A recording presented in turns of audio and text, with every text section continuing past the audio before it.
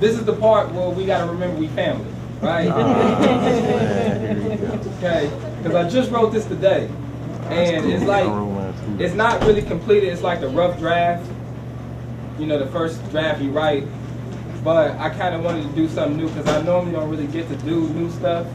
It's normally only one shot to do a piece, so I do the ones I know. So if y'all can vibe with me, say y'all gonna vibe with me. We gonna vibe with you. It's gonna get a little sensitive over here. Gotta get up in my feelings or whatnot. All right.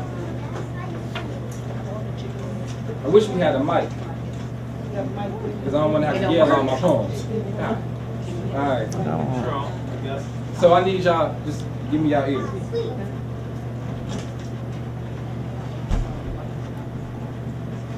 As she died, she cried a symbolic soliloquy.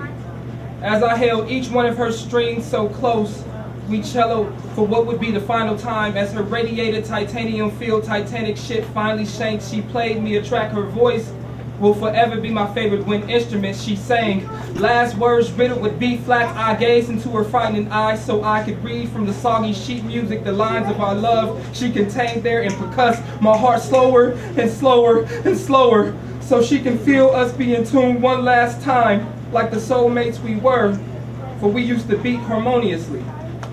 But unfortunately, I was unable to slow my heart as slow as hers. I heard as each one of her fading breath became more high-pitched than the next. I begged her to breathe. Breathe.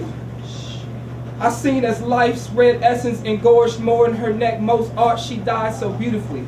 She whispered breaths like a vibrant violinist. She spewed crimson ink from the pages of her ivory keys. We knew that all good things must come to an end, but in her last moments, as we was being overtaken by the sea, she chose to orchestrate for me an elaborate orchestra, a beautiful chorus of high notes and alto voices that bridged troubled hearts with hooks of freedom and carpe diem, a reminder that even if her soul jerks under the water of life, bathed in her blood, for unexpected icebergs filled with volcanic ash always seems to deceptively lurk in galaxies filled with glaciers. The modern day romance is most in lava. We will forever remain unsinkable in her song.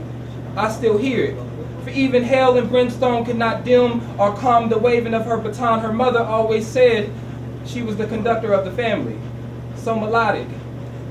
Her smiles played the keys. Her movement brought me bass. Her hair stroked the chords of my heart. I even watched as the musical curtains made from the Atlantic Ocean closed in on me, engulfing her in her icy coat. In its RC coat, embrace her face, remained composed, chivalrous. For in her last moments, she remained unselfish.